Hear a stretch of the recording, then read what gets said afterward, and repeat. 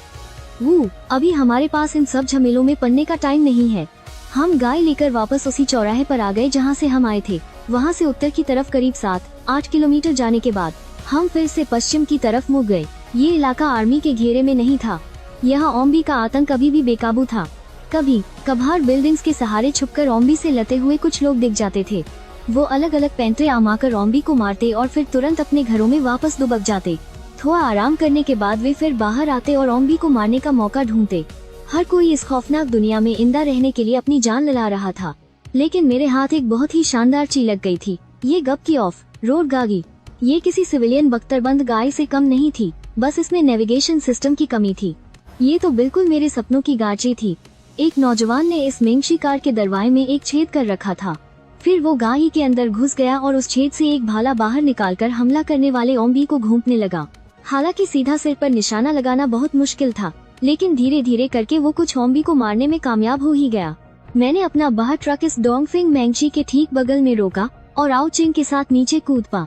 मैंने अपनी dragon man form activate की और मेरे हाथों में मौजूद ये मोटा और भारी बेसबॉल बैट तबाही मचाने के लिए काफी था। ये बैट बहुत काम का है। भले ही मेरे पास अब इतने पॉइंट्स हैं कि मैं एक तेज धार वाली तलवार खरीद सकता हूँ, फिर भी मैं इसी बैट का इस्तेमाल कर रहा हूँ।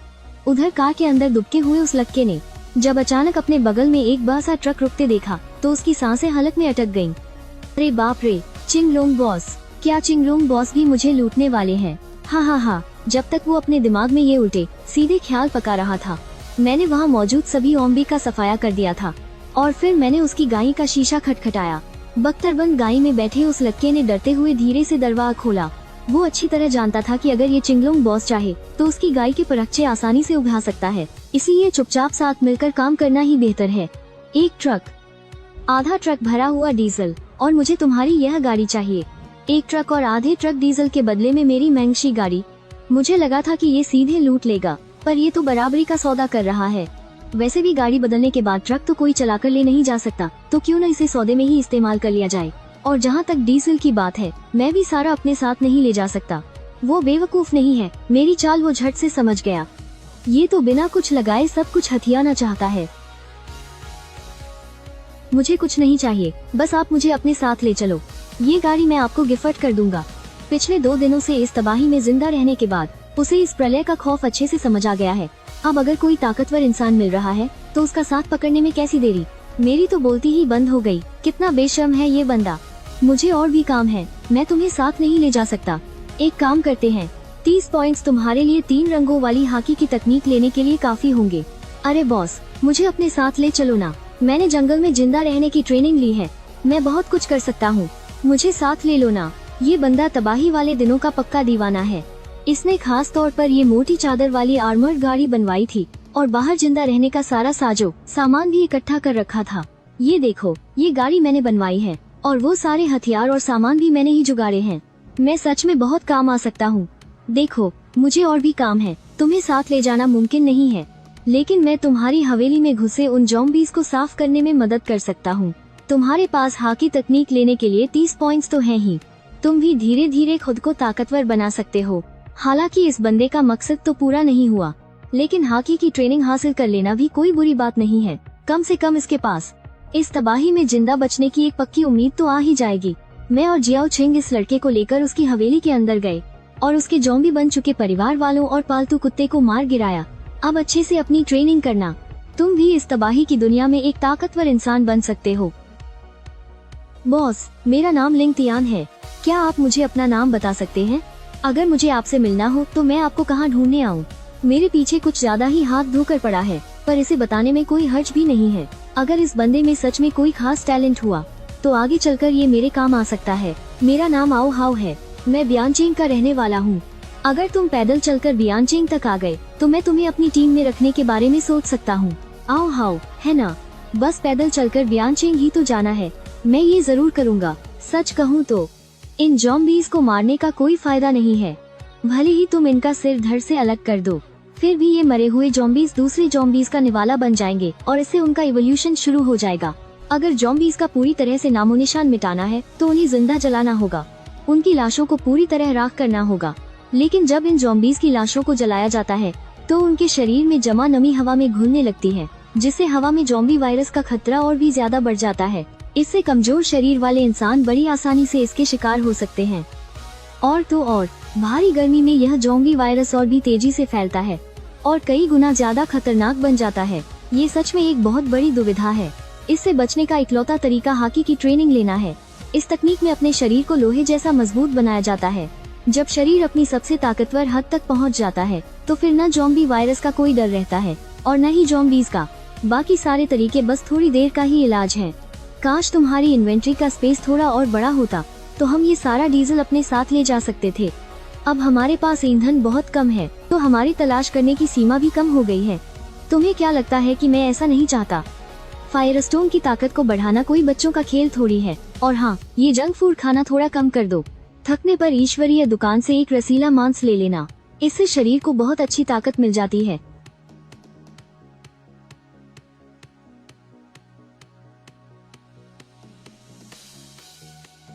मुझे दक्षिण पश्चिम दिशा में किसी खजाने का एहसास हो रहा है। यह सुनकर मैं एकदम जोश में आ गया। खजाने की बात सुनते ही मैं खुशी से पागल हो उठा। अब मैंने गाड़ी से उतरकर उन ज़ॉम्बीज को मारना भी बंद कर दिया, बल्कि मैं उनसे बचता हुआ पूरी रफ्तार से उसी दिशा में निकल पा जो ओकिंग ने बताई थी। जब हम आखिरकार उस जगह के पास पहुँचे तो देखा कि मामला इतना सीधा नहीं था। यह एक फैक्ट्री थी और इसके बाहर लोहे की जालीदार बाड़ लगी हुई थी। ज़ॉम्बीज को अंदर आने से रोकने के लिए दरवाजे पर कई छोटी मशीनें और टूटी फूटी मेज कुर्सियां जमा कर दी गई थीं। उस रुकावट के पीछे कुछ लोग फैक्ट्री के औजारों का इस्तेमाल कर रहे थे। उन्होंने लंबे डंडे वाले कुछ चाकू बना लिए थे ताकि रुकावट तोड़ने की कोशिश करने वाले ज़ॉम्बीज को मार सकें। फैक्ट्री के अंदर भी बहुत से लोग इधर उधर घूम रहे थे और हर छोटी बड़ी कमी की जांच कर रहे थे ताकि कोई ज़ॉम्बी अंदर न घुस पाए। अगर कोई ज़ॉम्बी जाली पर चढ़ता हुआ दिखता तो फौरन कोई ना कोई भाले जैसा लंबा डंडा लेकर आ जाता, जिसके सिरे पर एक तेज धार वाला चाकू वेल्ड किया गया था और ज़ॉम्बी को नीचे गिरा देता। यह जगह पूरी तरह से एक शुरुआती सुरक्षित बेस बन चुकी थी, जिससे साफ था कि यहाँ के लोग कोई मामूली इंसान नहीं हैं। तुम गाड़ी में ही मेरा इंतजार करो, बाहर ज़ॉम्बीज बहुत ज्यादा हैं। यह जगह तुम्हारी ट्रेनिंग के लिए ठीक नहीं है। भैया, अपना ख्याल रखना। हम लगता है इस लड़के को अपनी जान प्यारी नहीं है। देखना अभी ये कैसे टुकड़ों में बांटता है। हाँ, बिल्कुल, ये तो पक्का 3 सेकंड भी जिंदा नहीं बच पाएगा। आस पास के सारे ज़ॉम्बीज मेरी तरफ खिंचे चले आ रहे थे, लेकिन मैंने फिर भी अपना ड्रैगन रूप नहीं लिया, क्योंकि अब मैं कांस्य त्वचा के स्तर तक पहुंच चुका था। मेरा शरीर पहले से ही काफी ताकतवर था और पिछले 1 महीने की कड़ी मेहनत ने मेरे शरीर को फौलाद जैसा मजबूत बना दिया था। और मेरे पास एक खास हुनर था जिससे मैं सीधा अपनी प्रचंड शक्ति को जगा सकता था। साथ ही अपने आप ताकत बने और ट्रेनिंग की रफ्तार दोगुनी होने का मुझे दोहरा फायदा भी मिल रहा था। मेरी प्रचंड शक्ति तेजी से बढ़ रही थी और दुनिया तबाह होने के दूसरे ही दिन मैं कांस्य त्वचा के स्तर पर पहुंच गया था। अब ये कांस्य त्वचा कोई सचमुच के तांबे जैसी चमड़ी नहीं थी। यह तांबे और लोहे की तरह शरीर को बाहर से अंदर तक मजबूत करने जैसा था। त्वचा हमारे शरीर की सबसे पहली ढाल होती है। जब त्वचा को मजबूत बना लिया जाता है तो शरीर पर लगने वाली चोटों का असर काफी हद तक कम हो जाता है और हमला करते वक्त जो झटका हमें लगता है वो भी कम हो जाता है। ये ट्रेनिंग के दौरान शरीर में आने वाला पहला बड़ा बदलाव था। इससे ताकत, बचाव, रफ्तार और घाव भरने की क्षमता सब कुछ बढ़ गया था। नीले ड्रैगन फल की वजह से भले ही मैं ड्रैगन न बनूं, तब भी इंसानी रूप में मेरे शरीर को एक अलग ही ताकत मिलती थी। इसी वजह से बिना अपनी खास शक्तियों का इस्तेमाल किए मैं आसानी से ज़ॉम्बीज को मार सकता था और बिना शक्तियों के ज़ॉम्बीज को मारने से जो मुश्किलें आती थीं, उनसे मेरी प्रचंड शक्ति और भी तेजी से बढ़ती थी। मुझे पता है वो कौन सी गाड़ी है। वो डोंगफिंग मैंगशी है, एक तरह की प्राइवेट बख्तरबंद गाड़ी। हे भगवान, वो चाहता तो इस गाड़ी से आराम से इन ज़ॉम्बीज की भीड़ से निकल सकता था, लेकिन उसने जानबूझकर इसे हमारे दरवाजे पर रोका है। पक्का इसके मन में हमारे बेस को लेकर कोई चाल चल रही है। आखिर वो चाहता क्या है? क्या वो हमारा बेस छीनना चाहता है? क्या हमें लाओ झांग को बता देना चाहिए? बॉस, बाहर एक बहुत ही खतरनाक आदमी आया है। उसने अकेले ही 100 से ज्यादा ज़ॉम्बीज को मार गिराया है और वो डोंगफिंग बख्तरबंद गाड़ी चलाता हुआ हमारे दरवाजे पर आकर रुका है। लड़कों को लग रहा है कि उसकी नजर हमारे बेस पर है। सच में वो बहुत खतरनाक है। वो ज़ॉम्बीज को ऐसे मार रहा है जैसे कोई बच्चों का खेल हो। उसे देखकर मेरे पसीने छूट रहे हैं। अगर इस आदमी के मन में हमारे बेस को लेकर कोई खोट हुआ तो क्या हम इसका सामना कर पाएंगे? काफी देर तक खून खराबा करने के बाद आखिरकार फैक्ट्री के उत्तरी दरवाजे के सामने के सारे ज़ॉम्बीज का मैंने सफाया कर ही दिया। अपने दर्द करते हाथों को झटकते हुए मैं लंबे लंबे कदम बाता हुआ फैक्ट्री के दरवाजे पर पहुंचा। मुझे अंदर जाकर कुछ लेना है। तुम क्या लेने वाले हो? ये तो नहीं कह सकते कि तुम्हें डेविल फ्रूट चाहिए। लगता है यहाँ का डेविल फ्रूट किसी ऐसी जगह छिपा है जहाँ किसी की नजर न पड़े, वरना ये लोग उसे कब का खा चुके होते। मैं कुछ सब्जियाँ ले लेता हूँ। ये बात सुनते ही मेरा शक और भी पक्का हो गया। वो मेरे बेस पर ही कब्जा करने आया है और मुझे धोखा देकर दरवाजा खुलवाकर इसे हथियाना चाहता है। युद्ध नीति में इसे क्या कहते हैं? हाँ, रास्ता मांगने के बहाने कब्जा कर लेना। भले ही मैं एक मामूली मजदूर हूँ, लेकिन खाली समय में युद्ध की किताबें जरूर पढ़ता हूँ। तू मुझे बेवकूफ बनाने की कोशिश मत कर। हमारे पास खुद खाने के लिए कुछ नहीं है। जाकर कहीं और ढूंढ। हाँ, बिल्कुल सही। हमें उल्लू मत बना। और अगर मैं जबरदस्ती लेना चाहूँ तो? माना कि मैं कोई बहुत अच्छा इंसान नहीं हूँ, लेकिन बिना बात के मैं किसी पर हमला भी नहीं करता। उम्मीद है कि ये लोग समझदारी दिखाएंगे। साले, हम इतने सारे हैं, क्या हम तुझसे डर जाएंगे? हिम्मत है तो अंदर आ जा। देखते हैं कौन किससे डरता है। क्या तुझे लगा कि तू हमें डरा देगा? हम तेरा ही इंतजार कर रहे हैं। जरा मैं भी तो देखूं तू क्या उखाड़ लेगा। ठीक उसी वक्त एक अनदेखी और खौफनाक ताकत चारों तरफ फैल गई। मजदूरों को ऐसा लगा जैसे वो किसी बहुत बड़े और खूंखार राजा के सामने खड़े हों। वो मारे डर के कांपने लगे। कुछ लोग तो धड़ाम से घुटनों के बल गिर पड़े और जो सबसे ज्यादा डरपोक थे वो तो सीधे बेहोश ही हो गए। सिर्फ बूढ़ा झांग और उसके कुछ साथी, जिन्होंने ट्रेनिंग शुरू कर दी थी, वही मेरी आंखों में आंखें डाल पा रहे थे। ये पक्का कॉन्करस हाकी है। हाँ, कॉन्करस हाकी। बॉस, उसे अंदर आने दो। अगर वो हमारा लीडर बन भी जाए तो इसमें कोई बेइज्जती नहीं है। हाँ बिल्कुल, ताकतवर ही राज करता है, इसमें कोई शर्म की बात नहीं है। अपनी हाकी रिलीज करने के बाद मेरा उनसे आगे बात करने का कोई इरादा नहीं था। ये बस वक्त की बर्बादी थी। मेरे हाथ में पकड़े बेसबॉल बैट पर एक काली चमक आ गई थी। मैंने जोर से एक वार किया और मजदूरों की इतनी मेहनत से बनाई गई रुकावट एक झटके में टूटकर बिखर गई। बूढ़े झांग ने अपना हथियार कसकर पकड़ लिया, लेकिन उसकी हमला करने की हिम्मत नहीं हुई। वो सोच रहा होगा कि उसका सिर जॉम्बी से ज्यादा मजबूत है या नहीं। शियाओ चिंग, इधर आओ। मेरी आवाज सुनते ही आओ चिंग ने तुरंत चाबी निकाली। वो गाड़ी से कूदी और खुशी से उछलती कूदती मेरे पास दौड़कर आ गई। वो अपनी प्यारी सी नाक से सूंघते हुए मुझे गोदाम के पीछे की तरफ ले गई। तुम लोग कौन हो? ए छोटे कमीने, तूने क्या कहा? तेरी हिम्मत कैसे हुई मुझसे इस तरह बात करने की? अभी तुझे दरवाजे पर लटका कर जॉम्बीज के आगे डाल दूंगी। ओहो, साथ में एक खूबसूरत सी बच्ची भी लेकर आया है। इसे किस क्लब से उठा लाया? हमारे कारखाने के लड़कों के साथ इसे बड़ा मजा आएगा। उसने जुयान को मार डाला। मैं तुझे जिंदा नहीं छोड़ूंगा। भाइयों, एक साथ हमला करो। हमारी औरत की बेइज्जती हुई है। इस कमीने को जिंदा मत छोड़ना। अगर कोई मुझे गाली दे तो शायद मैं कुछ न करूं, लेकिन अगर कोई मेरे परिवार को कुछ कहेगा तो मैं उसकी जान लेकर ही मानूंगा। शियाओ चिंग, कई बार इंसानों का काला दिल इन खूंखार जॉम्बीज से भी ज्यादा भयानक होता है। अब तुम जॉम्बीज को तो बिना डरे मार सकती हो, लेकिन क्या तुम किसी इंसान को मार सकती हो? दुनिया के नियम अब खत्म हो चुके हैं। अगर कोई तुम्हें सताए या बेइज्जत करे तो उसे ऐसा सबक सिखाओ जो वो मरते दम तक याद रखे। अगर इस तबाह हुई दुनिया में जिंदा रहना है तो ये फालतू की दया दिखाना छोड़ दो। अगर कोई मुझसे पंगा नहीं लेता तो मैं भी उसे कुछ नहीं कहता, लेकिन अगर किसी ने मुझसे पंगा लिया, चाहे वो कितनी भी दूर हो, मैं उसे मार कर ही दम लूंगा। वो एक डेविल फ्रूट यूजर है। मुझे माफ कर दो प्लीज, मुझे मत मारो। मैं तुम्हारे हाथ जोता हूँ, हमें जाने दो। हमने कुछ नहीं किया है। शियाओ चिंग, इन नियमों को भूल जाओ। हमें दुश्मनों को जद से उखा फेंकना होगा। जब दुश्मनी मोल ले ही ली है तो उनका नामो निशान ही मिटा देना चाहिए ताकि कोई खतरा न बचे। भैया, जिसने आपको बुरा भला कहा था वो तो मारा गया ना। ये लोग तो बेसूर हैं, इन्हें जाने दो ना। शियाओ चिंग, अब ये दुनिया पहले जैसी नहीं रही। यहाँ एक छोटी सी बात पर भी जंग छिड़ जाती है और हर जंग का अंत किसी न किसी की मौत से ही होता है। अपने पिछले जन्म में मुझे लगता था कि सिर्फ उन लोगों को मार देना ही काजी है जिनसे मेरी दुश्मनी है। मुझे लगता था कि मैं बहुत पत्थर दिल हूँ, लेकिन मेरी उसी दयालुता ने मेरी जान ले ली थी। इस जन्म में लोग भले ही मुझे शैतान कहें, लेकिन मैं अब किसी पर भी घारा सा भी तरस नहीं खाऊंगा। आओ चिंग को जिस जगह का एहसास हुआ था हम वहाँ पहुँचे।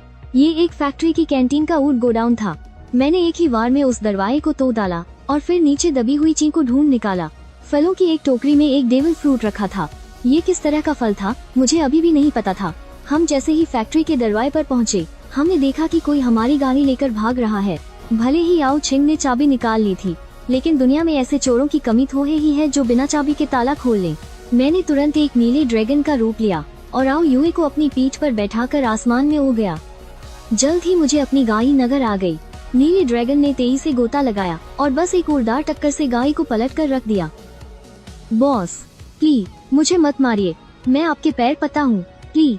गाय में वापस लौटने के बाद हमेशा शरारतें करने वाली आओ छिंग पूरे रास्ते एकदम चुप रही। आज मेरे इस खूंखार और बेरहम रूप ने उसे सच में डरा दिया था, जैसे कि मैं उसका भाई नहीं कोई और हूँ। भैया आप थोड़ी देर पहले बहुत डरावने लग रहे थे। शियाओ छिंग एक बात हमेशा याद रखना, अब दुनिया थम हो चुकी है।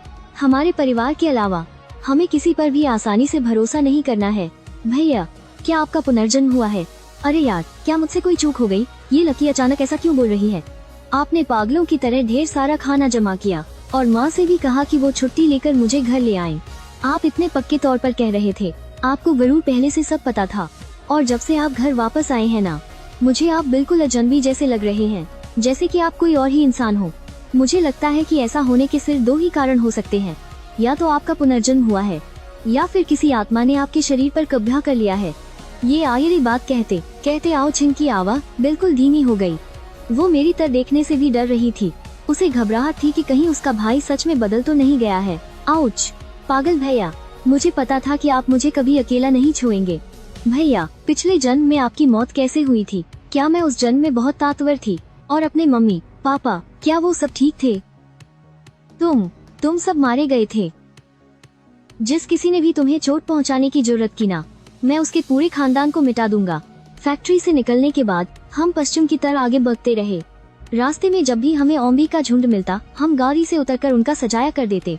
अपनी हाकी को मजबूत करने के लिए मैंने नीले ड्रैगन की शक्तियों का इस्तेमाल करना भी बंद कर दिया।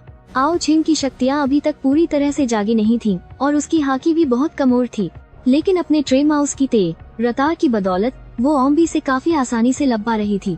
हम दोनों इसी तरह 3 दिन तक पश्चिम की ओर चलते रहे। इन 3 दिनों में हमें कोई दूसरा डेविल फ्रूट नहीं मिला। इस वजह से आओ छिंग का जोश थोड़ा ठंडा पड़ने लगा था। उसे तो ये शक भी होने लगा था कि कहीं उसकी शक्तियों में कोई गड़बड़ी तो नहीं आ गई है, लेकिन मैंने उसे समझाया यही तो सामान्य बात है। अपने पिछले जन्म में मैं दूसरे ईश्वरीय काल तक जिंदा रहा था, एक बेहद ताकतवर गुट के आंकड़ों के हिसाब से। तब 10,000 से भी ज्यादा अलग अलग शक्तियों वाले लोग सामने आए थे। भैया हम उस तरफ चलते हैं। आओ छिंग ने चौराहे के पास एक छोटे से रास्ते की तरफ इशारा करते हुए कहा। मैंने हैरानी से नक्शे को देखा। वह रास्ता तो घने पहाड़ों के बीच जाता था। पिछले जन्म में भी बहुत से लोग भागकर घने पहाड़ों में छिप गए थे।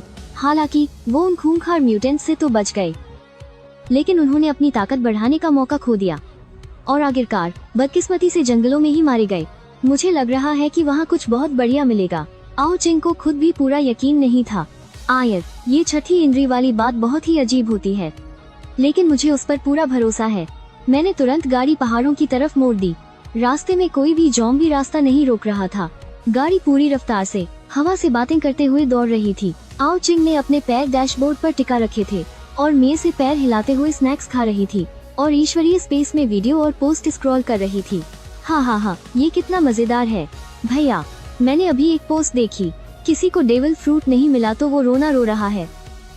अरे अरे अरे ये कैसे मुंह बना रहे हो तुम? तुम्हें पता है ये शिकायत करने वाला इंसान कौन है? वो ओडा है। हे हाँ, ओडा बुढ़ा तो पक्का गुस्से से उबल रहा होगा। हाँ, तुम्हें पता नहीं, ये पोस्ट अब ईश्वरीय स्पेस में पागलों की तरह वायरल हो रही है। कुछ लोग तो चाहते हैं कि ओडा उन्हें हाकी की तकनीक सिखाए, लेकिन ओडा ने कहा अरे भाई मैं तो बस एक मामूली सा चित्रकार हूँ, मुझे खा की आती है। हाँ, जरा पिछले जन्म के बारे में सोचो। मुझे याद आ रहा है कि ओडा सच में कुछ खास नाम नहीं कमा पाया था। भले ही ईश्वरीय वरदान ने उसी की रची हुई दुनिया का इस्तेमाल किया हो, लेकिन अब उसका असली लेखक से कोई लेना देना नहीं था। आसमान को धीरे धीरे काला होते देख मैंने गाड़ी सड़क किनारे रोककर रात भर आराम करने का फैसला किया। जैसे ही हम पहाड़ के एक मोड़ से गुजरे, अचानक मुझे आगे थोड़ी सी रोशनी दिखाई दी। रोशनी का मतलब है कि वहाँ लोग हैं, लेकिन इस तबाही भरी दुनिया में दूसरों पर बिल्कुल भी भरोसा नहीं किया जा सकता। हालांकि मैं बेरहम हूँ, लेकिन इतना भी नहीं कि बेगुनाहों पर हमला कर दूं। इस कयामत के दौर में इंसानों की नीयत भांपना बहुत मुश्किल है।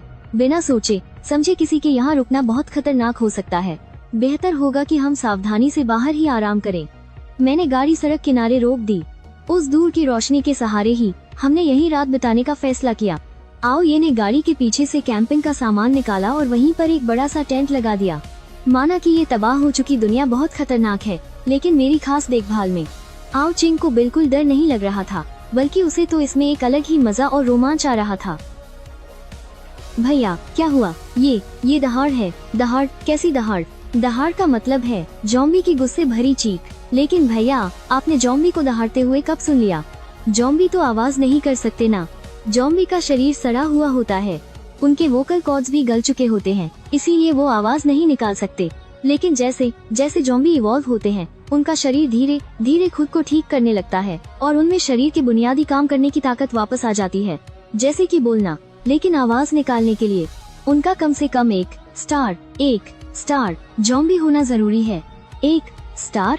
अभी जो म्यूटेंट जॉम्बी बने हैं वो तो बस बिना किसी लेवल वाले आम जॉम्बी हैं। उनकी ताकत बस थोड़ी सी ज्यादा होती है, हड्डियां थोड़ी सख्त होती हैं, लेकिन उन्हें मारना कोई मुश्किल काम नहीं है। एक आम इंसान भी उन्हें आसानी से खत्म कर सकता है।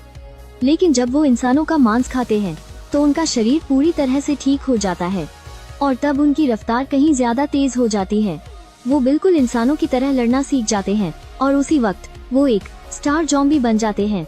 इन्हें मीट जॉम्बी भी कहा जाता है। इन खूंखार मीट जॉम्बीज का सामना करने के लिए तुम्हारी ताकत कम से कम कॉपर स्किन लेवल तक होनी चाहिए। अब ये जगह बिल्कुल भी सुरक्षित नहीं है, तुम वापस गाड़ी में जाओ। अगर बात सिर्फ सामने वाले की होती तो ठीक था, लेकिन अगर ये 2 स्टार वाला ज़ॉम्बी निकला तो हम बड़ी मुसीबत में पड़ जाएंगे। मेरी ताकत अभी सिर्फ कॉपर स्किन लेवल तक ही है। इस तरह के खतरनाक ज़ॉम्बी से लड़ने के लिए आयरन बोन लेवल का होना जरूरी है।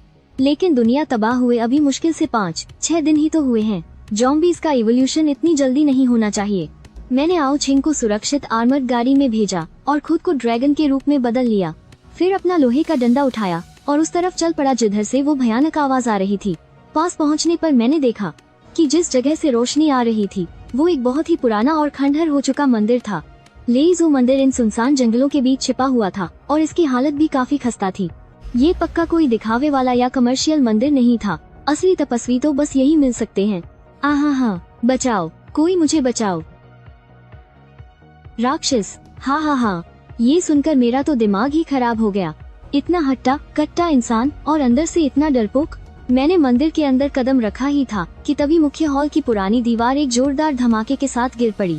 वहाँ एक बूढ़ा आदमी था जिसकी त्वचा बिल्कुल काली पड़ चुकी थी और उसने तपस्वियों वाले कपड़े पहने हुए थे। वो पागलों की तरह एक इंसान पर झपटकर उसे नोच रहा था। जमीन पर पहले से ही कई बेगुनाहों की लाशें बिखरी पड़ी थीं। वो नजारा सच में बहुत खौफनाक था। आवाज सुनकर उस बूढ़े तपस्वी ने पीछे मुड़कर मेरी तरफ देखा। जैसे ही मेरी नजरें उसकी आंखों से मिली, मेरे दिल ने कहा, गड़बड़ है, ये कोई नॉर्मल ज़ॉम्बी नहीं है, ये तो एक जियांगशी है। शिकार को खाते वक्त भी उस बूढ़े के हाथ पैर बिल्कुल सीधे और अकड़े हुए थे। उसके सूखे हुए हाथों में लंबे लंबे नुकीले नाखून थे और मुंह में 4 खतरनाक नुकीले दांत। ये सारे लक्षण एक जियांगशी के ही होते हैं। जब एक नॉर्मल ज़ॉम्बी अपने इवोल्यूशन के अगले लेवल पर पहुंचता है तो वो भारी मात्रा में वायरस का इस्तेमाल करके अपने शरीर को लोहे जैसा बना लेता है। इस वजह से सारा वायरस उसके शरीर में ही जमा हो जाता है बिना पचे हुए। यही जमा हुआ वायरस उनके शरीर को एकदम कड़क कर देता है, लेकिन साथ ही उन्हें तांबे और लोहे जैसी ढाल भी दे देता है। इन्हें मारना बहुत मुश्किल होता है। शुक्र है कि इनकी कमजोरी अभी भी इनका सिर ही होता है। अगर इनका सिर काट दिया जाए या कुचल दिया जाए तो ये मर जाते हैं। साला, इतनी सुनसान जगह पर इसे इवॉल्व होने के लिए इतना सारा वायरस आखिर मिला कहाँ से? उस बूढ़े ज़ॉम्बी ने आधा खाया हुआ शरीर जमीन पर फेंका और हवा में छलांग लगाते हुए सीधा मेरी तरफ झपटा। उसका शरीर भले ही अकड़ा हुआ था, लेकिन सिर्फ एक ही छलांग में वो मेरे बिल्कुल सामने आ पहुंचा। मैंने खुद को बचाने के लिए तुरंत अपना बेसबॉल बैट आगे कर दिया। ज़ॉम्बी ने उस पर जोर से दांत गड़ा दिए और मेरे बैट पर उसके 4 दांतों के गहरे निशान छप गए।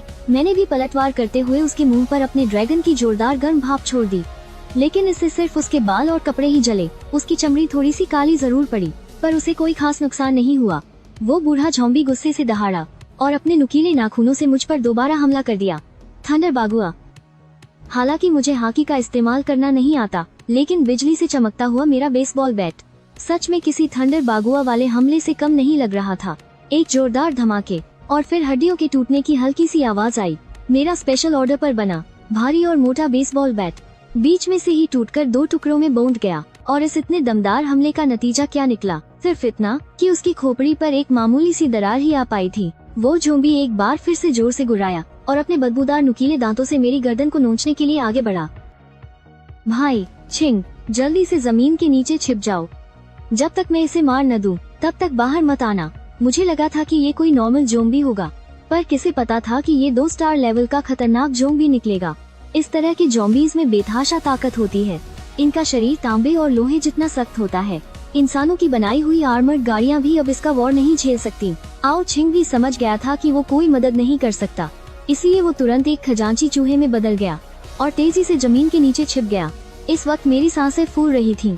लगातार 2 बार हॉट ब्रेथ और बिजली का जबरदस्त इस्तेमाल करने की वजह से मेरी बहुत सारी ऊर्जा छिन गई थी और अभी पड़े उस जोरदार वार ने तो मेरे शरीर के अंदर तक झकझोर कर रख दिया था, जिससे मेरा खून खौलने लगा था। तभी उस ज़ॉम्बी तांत्रिक ने एक और छलांग लगाई और तेजी से मेरे करीब आ गया। उसकी 10 काली और सूखी उंगलियां किसी खूंखार पंजों की तरह सीधे मुझे चीरने के लिए आगे बढ़ी। मैंने जोर से एक दहाड़ लगाई और अपने ड्रैगन के पंजों से उस ज़ॉम्बी की कलाइयों को जकड़ लिया। हम दोनों के बीच जबरदस्त जोर आजमाइश शुरू हो गई। हालांकि ये ज़ॉम्बी अब लेवल 2 का हो चुका था, जिसे हराने के लिए आमतौर पर एक फौलादी शरीर वाले योद्धा की जरूरत होती है, तभी कोई इसका मुकाबला कर सकता था। लेकिन नीले ड्रैगन की शक्ति से मजबूत हुए अपने इस शरीर के दम पर मैं उस ज़ॉम्बी को कड़ी टक्कर दे रहा था। हम दोनों ही अपनी पूरी ताकत झोंक रहे थे। उस ज़ॉम्बी ने एक बार फिर अपना सिर आगे किया तो मैंने भी मन ही मन ठान लिया और अपना सिर नीचे झुकाकर अपने सिर के ड्रैगन सींगों को सीधे उस ज़ॉम्बी के माथे पर दे मारा। मेरे ड्रैगन के सींग बहुत नुकीले थे और वो सीधे उसकी आंख के गड्ढे में जा घुसे। ज़ॉम्बी दर्द से तड़पते हुए जोर से दहाड़ा। उसके सिर पर बहुत गहरी चोट आई थी। अगर कोई आम जीव इस हमले का शिकार होता तो यकीनन उसी वक्त मारा जाता, लेकिन ज़ॉम्बी को तो दर्द महसूस ही नहीं होता। उसने अपना सिर पीछे की तरफ झटका और अपने सिर को मेरे सींगों से बाहर खींच लिया।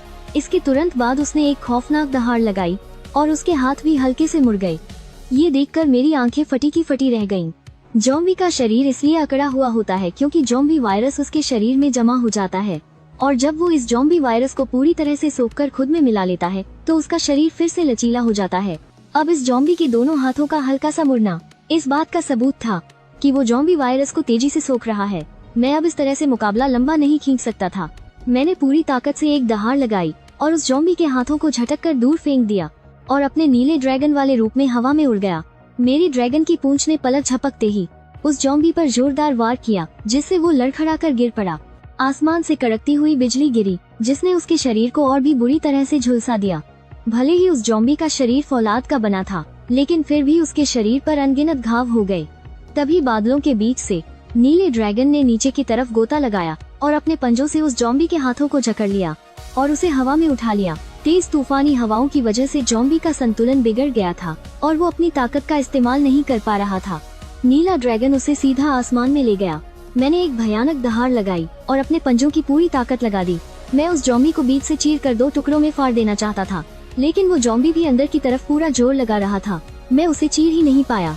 मेरा स्तर अभी भी बहुत कमजोर था। भले ही नीले ड्रैगन का रूप लेने के बाद मैं उस ज़ॉम्बी पर भारी पड़ रहा था, लेकिन उसे जान से मारना बिल्कुल भी आसान नहीं था।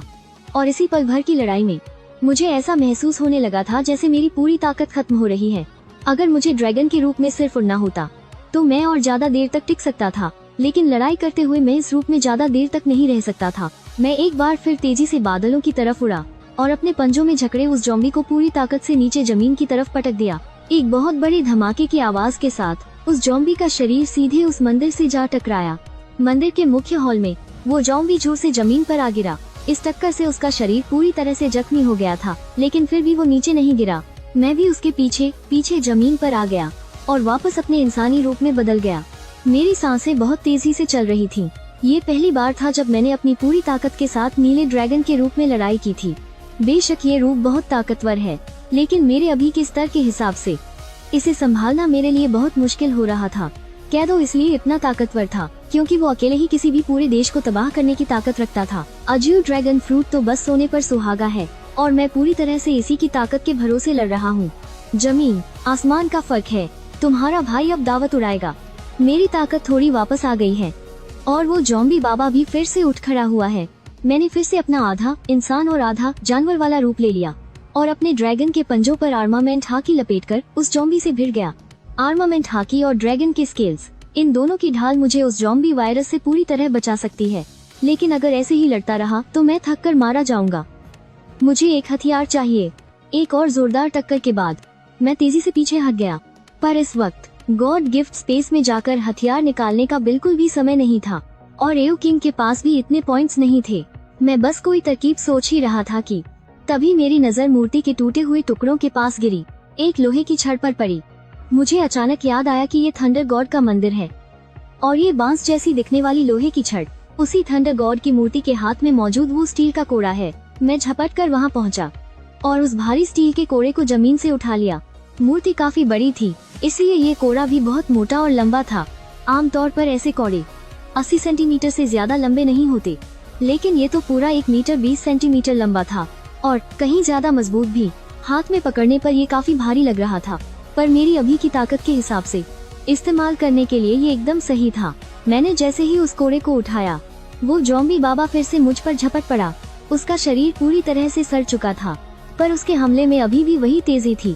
मैंने अपनी बची खुची सारी ताकत झोंक दी और सबसे खतरनाक बिजली पैदा की। बिजली और आर्मामेंट हाकी दोनों ही उस स्टील के कोड़े पर लिपट गए और मैंने उसे सीधा उस ज़ॉम्बी बाबा के सिर पर दे मारा। टक्कर इतनी जोरदार थी कि मेरी हथेली के ड्रैगन स्केल्स तक चटक गए, लेकिन मेरी इस एक चोट से उस ज़ॉम्बी बाबा के सिर के चिथड़े उड़ गए। अपना ये आखिरी और सबसे जोरदार वार करने के बाद मेरा आधा इंसान और आधा जानवर वाला रूप खत्म हो गया और मेरे हाथों से वो भारी कोड़ा छूट गया। वो जमीन पर जा गिरा और मेरा पूरा शरीर दर्द और थकान से चूर हो गया था। जमीन के नीचे छिपे यो किंग ने जब लड़ाई की आवाज बंद होते सुनी, तो वो डरते डरते दूर से बाहर निकला। मुझे जमीन पर निढाल होकर हाँफते देख वो दौड़कर मेरे पास आया और मुझे खाने के लिए रसीला मीट और पीने का पानी दिया। थोड़ा आराम करने के बाद हम दोनों उस टूटे फूटे मंदिर के अंदर गए और दरवाजे के पास देखा। वो गंजा आदमी जिसे हमने शुरू में देखा था, वो लड़ाई के झटके से ही मारा जा चुका था। मंदिर में चारों तरफ टूटी हुई मूर्तियां और बिखरा हुआ सामान पड़ा था और जमीन पर कुछ लाशें भी पड़ी थीं। मंदिर के पीछे वाला हिस्सा उस बाबा के रहने की जगह थी। जब मेन हॉल गिरा था तो बस यही जगह बची रह गई थी। अब ये जगह हमारे लिए महफूज है। आज हम यहीं आराम करेंगे। अपनी बख्तरबंद गाड़ी को दरवाजे पर लगा दो ताकि दरवाजा पूरी तरह बंद हो जाए और कोई दूसरा इंसान या ज़ॉम्बी अंदर न आ सके। मैंने एक स्टूल खींचा और बाहर आंगन में बैठ गया और सिर उठाकर रात के आसमान को देखने लगा। अचानक मेरे मन में कुछ हुआ और मेरा ध्यान गॉड गिफ्ट स्पेस के अंदर चला गया। तुमने सबसे पहले एक स्टार लेवल ज़ॉम्बी को मारा है, इसीलिए तुम्हें एक इनाम दिया जाएगा। और क्योंकि तुमने कयामत शुरू होने के 10 दिनों के अंदर ही एक स्टार लेवल ज़ॉम्बी को मारा है, तुम्हारे इनाम का लेवल और बढ़ा दिया गया है। और तो और तुमने सीधा एक 2 स्टार ज़ॉम्बी को मारा है, इसलिए तुम्हारे इनाम का लेवल एक बार फिर बढ़ा दिया गया है। कृपया इन 3 टाइटल में से कोई एक चुन लें। टाइटल? मेरी तो आंखें ही चमक उठीं। बिल्कुल वैसे ही जैसे मैंने पहली बार अपना टैलेंट चुना था। ये टाइटल भी बहुत ही रेयर और मुश्किल से मिलने वाली चीज है। पिछले जन्म में मैंने इतनी मेहनत की थी, फिर भी मुझे कोई टाइटल नहीं मिला था। Title 1 zombie killer. ये ज़ॉम्बीज को दिए जाने वाले डैमेज को हमेशा के लिए दुगना कर देगा। Title 2 bounty Hunter. ज़ॉम्बीज को मारने पर मिलने वाले पॉइंट्स हमेशा के लिए दोगुने हो जाएंगे। तीसरी उपाधि डिवाइन मेंबर। डिवाइन स्पेस के एक सम्मानित सदस्य बनने पर आपको किसी भी चीज को 90% की भारी छूट पर खरीदने का एक मौका मिलेगा। और तो और डिवाइन स्पेस में चीजें खरीदते समय आपको हमेशा 20% की छूट भी मिलेगी। ये तीनों उपाधियां वाकई बहुत लुभावनी है। अगर तेजी से मारने और ज्यादा पॉइंट्स कमाने की तुलना की जाए तो तेजी से मारना ज्यादा बेहतर है, क्योंकि अगर मैं ज़ॉम्बीज का तेजी से सफाया करूंगा तो जाहिर है कमाई भी ज्यादा होगी और साथ ही ज्यादा ताकतवर ज़ॉम्बीज से भिड़ने का मौका भी मिलेगा। लेकिन सच कहूँ तो ये दोनों ही चीजें तीसरी उपाधि यानी डिवाइन मेंबर के आगे कुछ भी नहीं है। एक बार 90% की छूट और जिंदगी भर के लिए 20% का डिस्काउंट। इसके अलावा 2 बेहद खास चीजें हैं, एक invisible black blood line factor और दूसरी वो जादुई दवा जो डेविल फ्रूट के साइड इफेक्ट्स को खत्म कर सकती है। इन दोनों की ही कीमत 10 करोड़ पॉइंट्स है, लेकिन छूट के बाद मैं इन्हें सिर्फ 1 करोड़ पॉइंट्स में खरीद सकता हूँ और बाकी सारी चीजों पर भी तो 20% की छूट है। मैं चाहूँ तो इस पावर का इस्तेमाल करके एक बिचौलिया बन सकता हूँ और ढेर सारे पॉइंट्स छाप सकता हूँ। इसमें तो सोचने वाली कोई बात ही नहीं है। मैंने बिना किसी झिझक के तीसरी उपाधि डिवाइन मेंबर को चुन लिया। उसके बाद मैंने अपना सिस्टम पैनल चेक किया। नाम आओ हाउ, टैलेंट हाकी जीनियस, उपाधि divine member, devil fruit, bird fruit, AJIO dragon model, शारीरिक स्तर कॉपर स्किन और हथियार लेईजू। मेरे पास कुल 9655 पॉइंट्स हैं। रुको, मैंने अचानक देखा कि हथियारों वाले सेक्शन में लेईजू का चाबुक दिखा रहा है। मैंने अपने बगल में रखे उस बांस के आकार वाले लोहे के चाबुक को देखा। ये वही चीज है जिसे लेईजू के मंदिर में देवता की मूर्ति के हाथों में रखा गया था। लेकिन यार, ये तो बस एक आम सी चीज थी। इसे सिस्टम का हथियार कैसे मान लिया गया? और इसके नाम के आगे नकली भी लिखा हुआ है। मेरा वो पुराना बेसबॉल बैट जिससे मैंने इतने सारे ज़ॉम्बीज़ को मौत के घाट उतारा था, उसे तो सिस्टम ने कभी हथियार नहीं माना। मैंने उस चाबुक को अपने पैरों पर रखा और बड़े गौर से देखने लगा कि आखिर इस चीज में ऐसा क्या खास है। लोहे की इस चाबुक पर पूरी तरह जंग लगा हुआ था। देखकर ही लग रहा था कि ये सदियों पुराना है। शायद एक वक्त था जब हजारों लोग इसकी पूजा करते थे। इसमें कुल 18 जोड़ बने हुए हैं और हर एक जोड़ पर ताओ धर्म के कुछ अजीब से मंत्र लिखे हैं जो मेरी तो बिल्कुल समझ के बाहर हैं। मैं काफी देर तक इसे घूरता रहा, लेकिन मुझे इसमें कुछ भी चमत्कारिक नहीं दिखा। हालांकि उस ज़ॉम्बी बने बूढ़े तांत्रिक का सिर फोड़ने में इसका इस्तेमाल करने में मजा बहुत आया था।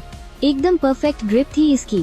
खैर, मेरे पॉइंट्स भी अब 10,000 के करीब हो गए हैं। क्या मुझे शियाओ चिंग वाले उस फल की पहचान करवा लेनी चाहिए? मैंने अपनी ठुड्डी खुजलाते हुए सोचा। डेविल फ्रूट को पहचानने की फीस 1000 पॉइंट्स है। मेरे लिए इतने पॉइंट्स खर्च करना कोई बड़ी बात नहीं है, लेकिन अभी कोई जल्दी भी नहीं है। वैसे भी अभी मुझे उस फल की कोई जरूरत नहीं है। वापस जाने के बाद ही इसके बारे में सोचूंगा। अपना चुनाव करने के बाद मैंने एक बार फिर से डिवाइन स्पेस में कदम रखा। मैं सीधा कम्युनिकेशन चैनल में गया और अपने परिवार वाले ग्रुप में मैसेज करके मम्मी पापा को बताया कि मैं बिल्कुल ठीक हूँ, और फिर मैंने उनसे घर का हाल चाल पूछा। तब मुझे पता चला कि हमारे ऊपर वाले फ्लैट में रहने वाले चेन परिवार के बाप बेटे को भनक लग गई थी कि हमारे घर में राशन रखा है। उस वक्त घर पर सिर्फ मेरी माँ और लियू मेंगछान थी। मेरे पिता और मेंग कुई नीचे ज़ॉम्बीज़ से लड़ रहे थे और उन दोनों ने इसी बात का फायदा उठाया। मेरी माँ इतनी भली है कि वो अपनी मर्जी से उन्हें कुछ राशन देने वाली थी, लेकिन उन दोनों बाप बेटे की नीयत ही खराब थी।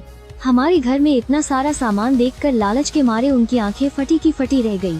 ऊपर से लियू मेंगछान की खूबसूरती देखकर उनकी नीयत और बिगड़ गई। उन दोनों ने सीधे सीधे मेरी माँ को जान से मारने की कोशिश की।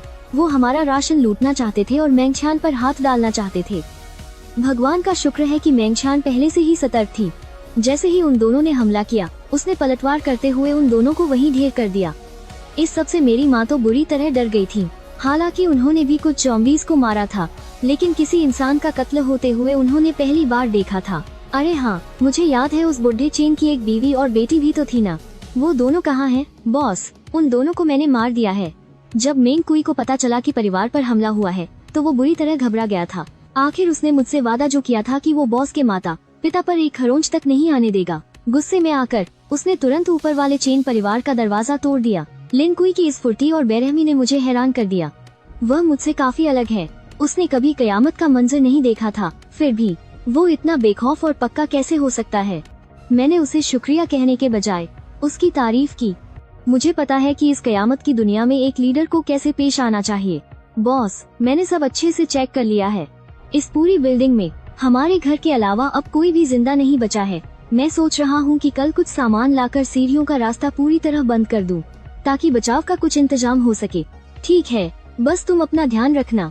मैंने लिन कुई की बात से सहमति जताई। इसके बाद मैंने उन दोनों से उनके परिवार के बारे में पूछा।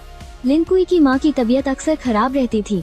ज़ॉम्बी वायरस फैलने के बाद बेहोशी की हालत में वो उन्हें अस्पताल ले गया, लेकिन जब अचानक तबाही मची तो एक ज़ॉम्बी ने सीधा हमला करके लिन कुई के पिता को मार डाला। लिन कुई घबराकर वहाँ से भाग निकला। वो अपनी गाड़ी लेकर बस किसी तरह शहर से बाहर भागना चाहता था। इसी वजह से वो अब मेरे प्रति पूरी तरह वफादार है। मूल शहर आने के बाद अब उसके पीछे रोने वाला कोई नहीं था। लेकिन लियू मेंगशियान की कहानी उससे बिल्कुल अलग है। वो एक छोटे से गाँव से ताल्लुक रखती थी और अपनी स्कॉलरशिप के दम पर उसने कॉलेज की पढ़ाई पूरी की। वो बहुत ही चालाक लड़की है। उसे अपनी खूबियों का फायदा उठाना बहुत अच्छे से आता है। वो मर्दों से पैसे ऐंठना खूब जानती थी, पर साथ ही उन्हें खुद से दूर रखना भी उसे आता था। हाँ, बिल्कुल सही कहा। बड़ी बहन होने के नाते तुम्हारा फर्ज बनता है कि तुम हमारी मदद करो। तुम्हारे भाई की शादी होने वाली है और लड़की वालों की शर्त है कि लड़के के पास अपना घर होना ही चाहिए। तुमने ये जो नया घर खरीदा है ना, इसे चुपचाप अपने भाई के नाम पर कर दो। मैं ऐसा बिल्कुल नहीं करूँगी। अरे ओ बेशरम लड़की, इतनी कम उम्र में तू अपना घर कैसे खरीद सकती है? जरूर तूने कोई गलत काम करके ये घर लिया होगा। तू कल की छोकरी, लगता है अब तेरे पर निकल आए हैं, है ना? मैंने तुझे खिलाया पिलाया, कॉलेज की पढ़ाई करवाई, और तू मुझे इसका ये सिला दे रही है। चलो यहाँ से। और फिर जब वो लोग जबरदस्ती उस घर को अपने नाम करवाने ले जा रहे थे, तभी कयामत टूट पड़ी। वो उस अफरा तफरी में वहाँ से भाग निकली। उसे अब बिल्कुल नहीं पता कि उसके माता पिता और भाई का क्या हुआ। वैसे भी अब उसे उनके जीने या मरने से कोई फर्क नहीं पड़ता। मैंने उनसे अपने सारे रिश्ते तोड़ दिए हैं। वो जिए या मरे, मुझे अब कोई परवाह नहीं। अब से मैं सिर्फ अपने मास्टर की हूँ। मैं आपके लिए कुछ भी करने को तैयार हूँ। उसकी ये बातें सुनकर मैंने एक गहरी सांस ली। ये कयामत की दुनिया बहुत बेरहम है। अगर ये दोनों मुझसे ना टकराए होते तो अब तक शायद रास्ते में ही कहीं मारे जा चुके होते। इस कयामत के दौर में यूं घर में दुबक कर बैठे रहना शहर के बाहर भागने के मुकाबले कहीं ज्यादा सुरक्षित है। खैर, इसके बाद मैंने उन्हें अपने इस सफर में देखी सुनी सारी बातें बताई। मैंने उन्हें एक एक बात तफसील से बताई और उन्हें आगाह किया कि वो उन म्यूटेंट ज़ॉम्बीज़ से बचकर रहें जो अब और भी खतरनाक हो चुके हैं। कॉल खत्म करने के बाद मैंने आओए से भी थोड़ी देर बात की। फिर मैंने अपने गॉड गिवन स्पेस में चेक किया कि कम्युनिकेशन चैनल पर कोई नई खबर आई है या नहीं, और फिर मैं गहरी नींद में सो गया। उधर दाऊवादी मंदिर के बाहर एक छोटी सी परछाई चुपके से उभरी। मास्टर,